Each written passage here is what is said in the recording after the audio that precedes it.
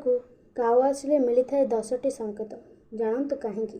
ଆଜି ଆମେ ଆପଣଙ୍କୁ କାଉ ଦେଉଥିବା କିଛି ଏପରି ଖାସ୍ 10ଟି ଶୁଭ ସଂକେତ ବିଷୟରେ କହିବୁ, ଯାହା ଆପଣ ଜାଣିଲେ ଆଶ୍ଚର୍ଯ୍ୟ ହୋଇଯିବେ।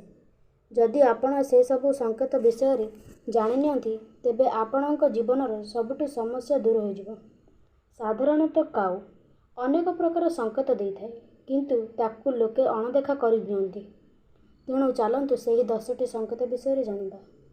ନମ୍ବର 1, ଯଦି ଆପଣ ଘରୁ କୁଆଡ଼େ ଯାତ୍ରା କରୁଛନ୍ତି କିମ୍ବା କୌଣସି ଶୁଭ କାର୍ଯ୍ୟ ନିମନ୍ତେ ଯାଉଛନ୍ତି କିମ୍ବା କୌଣସି କାମରେ ଯାଉଛନ୍ତି ଏବଂ ସେହି ସମୟରେ ଯଦି କାଉ ଆସି ଘର ପାଖରେ ବସି ରାବିବା ଆରମ୍ଭ କରିଦିଏ, ତେବେ ବୁଝିଯାଆନ୍ତୁ ଯେ ଆପଣ କେଉଁ କାମରେ ଯାଉଛନ୍ତି ସେଥିରେ ନିଶ୍ଚୟ ସଫଳ ହେବେ। କାଉ ଏହି ସମୟରେ ଶୁଭ ସଂକେତ ଦେଇଥାଏ।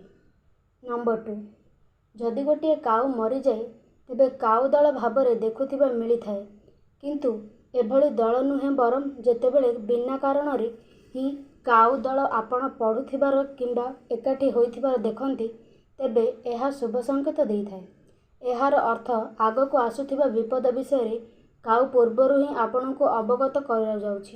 ନମ୍ବର 3, ଯଦି ଆପଣ ଦକ୍ଷିଣ ଦିଗରେ କାଉକୁ ରାବୁଥିବାର ଦେଖନ୍ତି, ତେବେ ଏହା ଆପଣଙ୍କ ଜୀବନରେ ଅନେକ ଉନ୍ନତି ନେଇ ଆସିବ। ଆପଣଙ୍କ ଜୀବନରେ କୌଣସି ବି କଷ୍ଟ ତାହା ଦୂର ହୋଇଯିବ। ଆପଣଙ୍କ ଘରର ଦକ୍ଷିଣ ଦିଗକୁ କାଉ ଏଭଳି ରାବିଲେ ବୁଝିଯାଆନ୍ତୁ ଯେ ଆପଣଙ୍କ ଜୀବନରେ ଆସିବାକୁ ଯାଉଥିବା ସମସ୍ୟା ଦୂର ହୋଇଯିବ। ନମ୍ବର 4, ସାଧାରଣତଃ କାଉ ଖୁବ୍ ଚାଲାକ ପକ୍ଷୀ ହୋଇଥାଏ, କିନ୍ତୁ ଯଦି କାଉ ମଣିଷ ଶରୀରରେ ଆସି ବସେ, ତେବେ ତାହା ଏକ ଶୁଭ ସଂକେତ ହୋଇଥାଏ।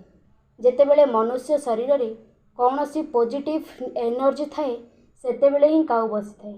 ନମ୍ବର 5, ଯଦି ଆପଣ କାଉକୁ ରୁଟି ଖାଇବାର ଦେଖନ୍ତି, ତାହେଲେ ମଧ୍ୟ ଶୁଭ ସଂକେତ ଅଟେ।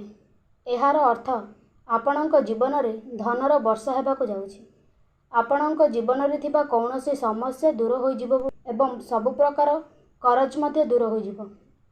ନମ୍ବର 6, ଯଦି କାଉ ଆପଣଙ୍କ ଘରେ ଅଣ୍ଡା ଦେଇଛି, ତେବେ ଏହାକୁ କାଉର ଶୁଭ କିଛି ନାହିଁ। କାଉ ସବୁବେଳେ ସେହି ସ୍ଥାନରେ ଅଣ୍ଡା ଦେଇଥାଏ ଯେଉଁ ସ୍ଥାନରେ ବହୁତ ପଜିଟିଭ୍ ଏନର୍ଜି ରହିଥାଏ। ତେଣୁ ବୁଝିଯାଆନ୍ତୁ ଯେ ଆପଣଙ୍କ ଘରେ ବହୁତ ସୁଖଦ ଜୀବନ ବଞ୍ଚିବେ। ନମ୍ବର 7, ଯଦି କାଉ ଆପଣଙ୍କ ଘର ଛାତ ଉପରେ ଆସି ପାଣି ପିଉଛି, ତେବେ ଆପଣଙ୍କ ଘରେ ଧନର ବର୍ଷା ହେବ। ଆପଣଙ୍କୁ କୋଟିପତି ହେବାକୁ କେହି ବି ଅଟକାଇ ପାରିବେ ନାହିଁ। ତେଣୁ ଛାତ ଉପରେ ସବୁବେଳେ ଏକ ପାତ୍ରରେ ପାଣି ରଖନ୍ତୁ, ଯାହାଦ୍ୱାରା କାଉ ଆପଣଙ୍କ ଛାତରୁ ଆସି ପାଣି ପିଇବ। ଏହାଦ୍ୱାରା ସବୁ କରଜ ଏବଂ କଷ୍ଟ ଦୂର ହୋଇଯିବ। ନମ୍ବର 8, ଉଦାସ ଅବସ୍ଥାରେ କାଉ ଯଦି ଆପଣଙ୍କ ଘର ଆଗରେ ଆସି ଚିତ୍କାର କରୁଛି, ତେବେ ଏହା ଆପଣଙ୍କ ଘର କୌଣସି ବଡ଼ ଘଟଣା ହେବାର ସଂକେତ ଦେଇଥାଏ। ଏଭଳି ପରିସ୍ଥିତିରେ ଶନିଦେବଙ୍କ ମନ୍ଦିର ଯାଇ ଦୀପ ଜଳାନ୍ତୁ। ନମ୍ବର 9, ଯଦି ଆପଣଙ୍କ ଘରେ ଯୋଡ଼ି ହୋଇ କାଉ ଦେଖିବାକୁ ମିଳେ, ତେବେ ତାହା ଆପଣଙ୍କ ପାଇଁ ଅତ୍ୟନ୍ତ ସୁଖଦାୟକ ହୋଇଥାଏ।